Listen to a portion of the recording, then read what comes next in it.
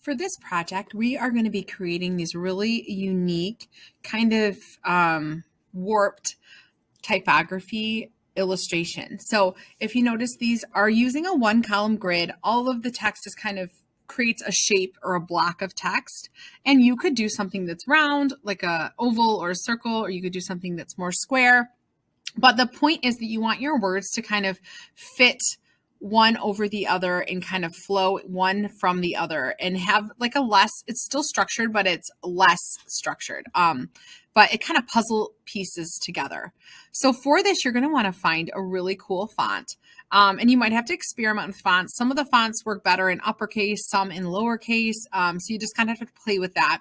But then you're also going to add in some drawn elements, some little symbols or icons that match your style of your font. You're going to choose a color scheme, and then you can even embellish your font by adding some like little highlights and shadows and things like that onto it, little textures, just to make it really creative. And then you can have things overlapping. I love the little clouds in front of these letters. And just to kind of build tension and have things kind of just piece and flow and wrap around each other. So it's got structure, but it's more free flowing. So these are all examples of that. This one's maybe a little too simple, but very just kind of free flowing font. So you can hand paint some of the fonts too, if you like. So to get started for this, I do want to download a font. So I want to go over how to do that. So this is DaFont, but there's lots of options for downloading fonts. And if you're working with our school in particular, you have to be careful to do it just this way because it will not work if you don't follow these directions. So look through the fonts and find one. I like to find one that's not super loose. Like these are all super cool. Graffiti has some really nice ones and very custom looking that already kind of looked warped. So I'm just going to go to download just for an example. This one has a cool drop shadow too, but sometimes these fonts you're not able to fill them with a color. It just depends on the font. So I might be stuck with black and white and I might have to hand paint them if this doesn't work. So, but just for instance here, this is going to download in my downloads folder when I click download. The name of this font, I want to make sure I note that. I think it's Do Call Is Me. I'm going to drag this folder out of the downloads and onto my desktop. It will not work if you try to open and install the font through the downloads folder. So this is a workaround. So I'm going to go to my desktop. I'm going to look for that zipped file folder and I'm just going to double click on it. There's no need to like extract it or anything like that. All you're going to do is click on the file that has a little A. It's called a True Type font.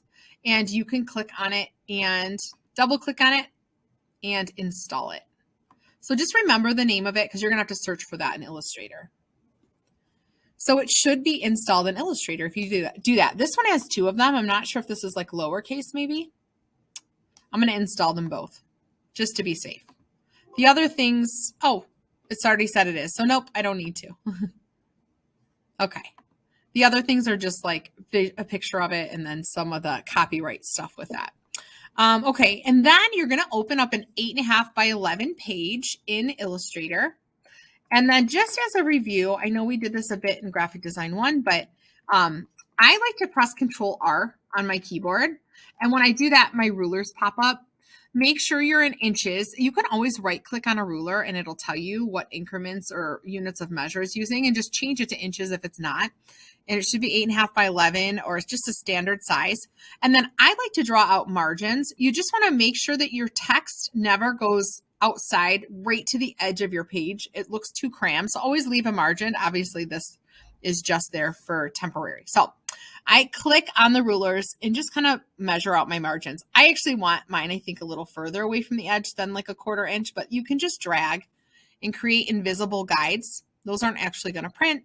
They're just there to help you like align your text. So that's just a good way to start when you're dealing with typography. So never design anything right to the edge unless you're just like doing a background color. So I have just on my page copied and pasted the objectives for this assignment. So they are downloading 2 at least, downloading stylized fonts, no more than 2. 1 column grid. So that means they're going across a column back and forth. They're not like split into 2 columns. They fit together. You can enhance the fonts with embellishments, reflections, textures, and so on. You're going to choose a color scheme, add drawn elements, credit the author for whatever quote you're going to be using. And then today we're going to be going over these techniques: create outlines, mesh, and distort envelope.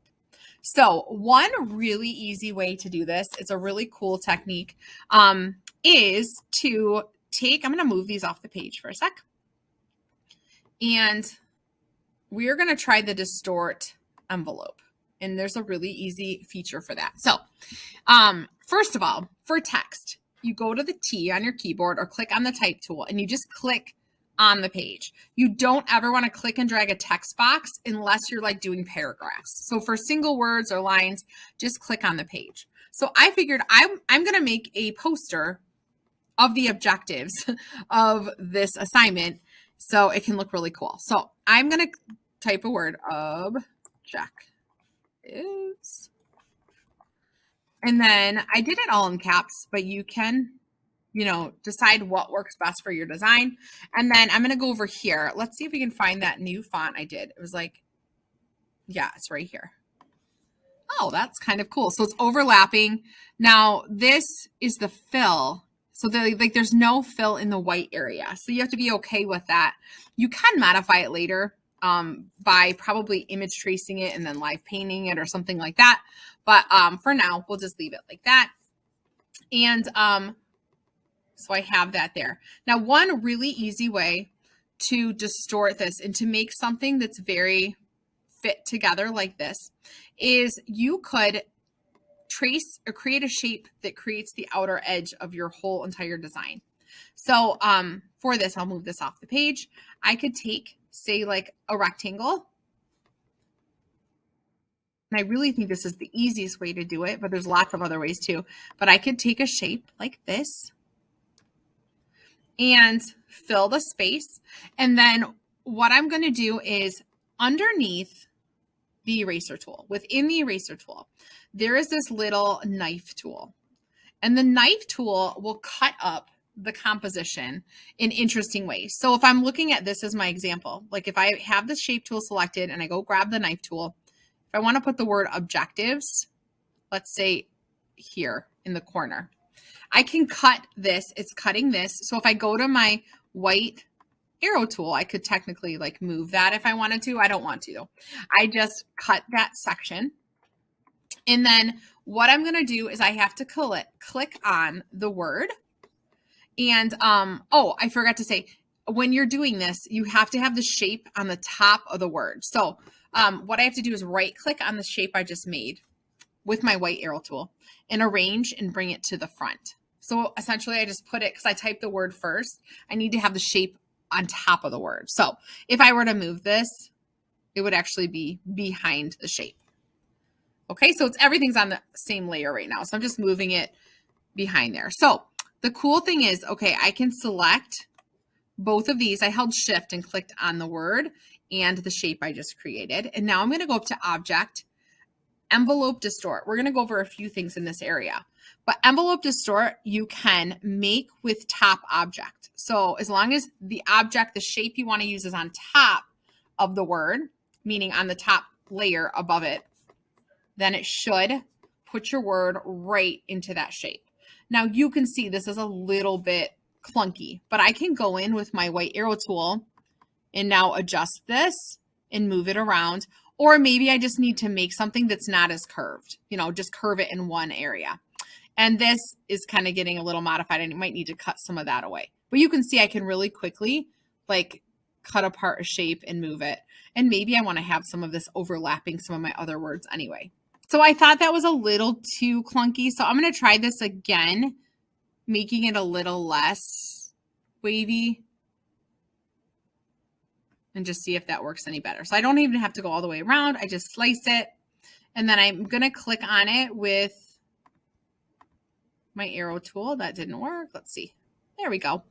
And then I'm going to click on it and bring it to the front.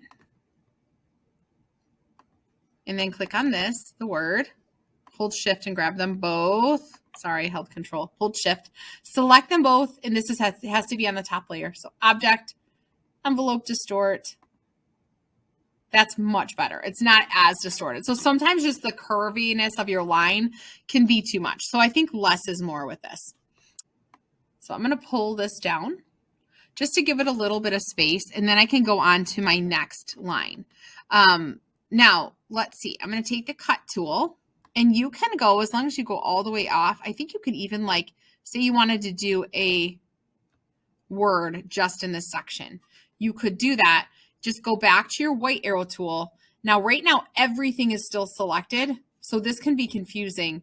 You want to click off of it and then just click on, with the white arrow tool, the shape. Otherwise, it's going to fill this whole shape with your word. So make sure after you cut your area, go click off of it, go to your white arrow tool so it's deselected, and just fill the shape that you just made.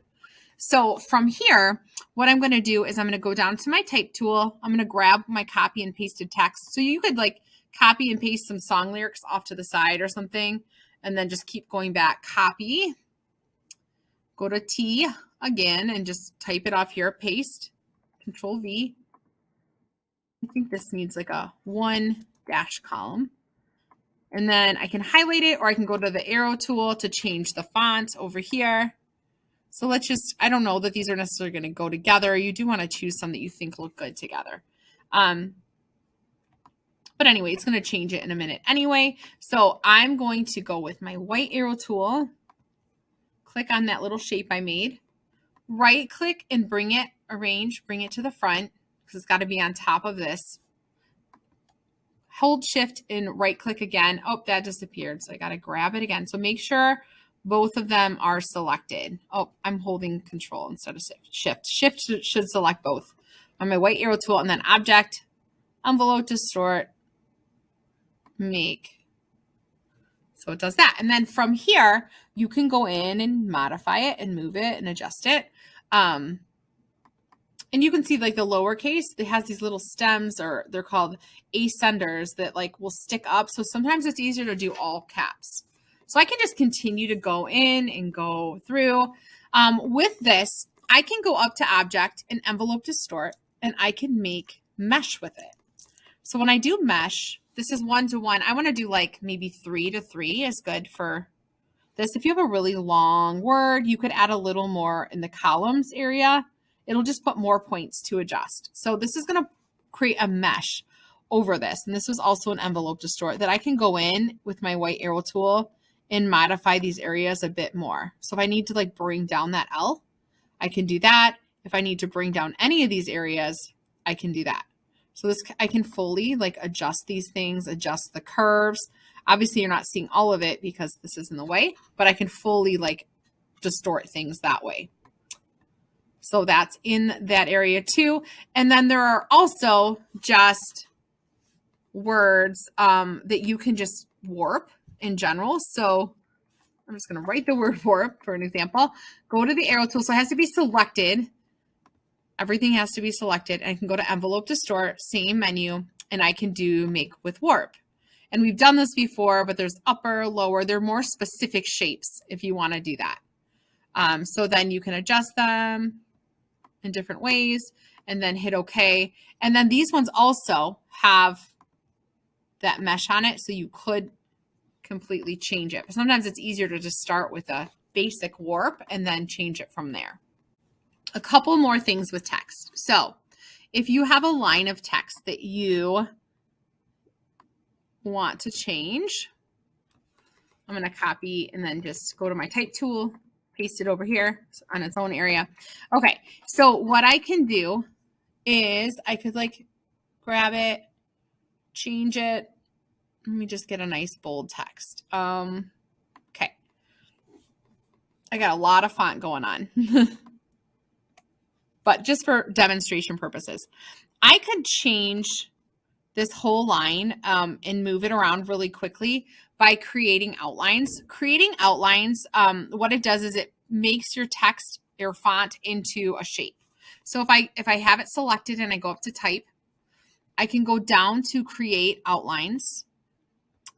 And it's going to change from that type menu to, if I zoom in, I know this is kind of small, I can click on each letter and I can like pull out anchor points. Oh, this one has a lot of anchor points, but I can modify the letter completely. With this, you can separate words if you've created outlines together. This little lasso tool with the arrow works wonders. Oops, you just have to be right on point there. So you can separate words like this and then go to like your black arrow tool and like move it around. You can also, with these, there is a mesh option as well. With something that's created outlines, you can also go up to Envelope Distort and do all of these options. But it allows you to, like, with each individual letter, go in and make adjustments. So I can go in here. It has these little circles that you can round the corners. If I click in here, it's got the round corner here. It's rounding all those corners. So like you have a lot of these things that you can do to the letter to completely change it and move it and make it completely original or wrap around another letter, something like that. And then the final thing I think would just be like, go out.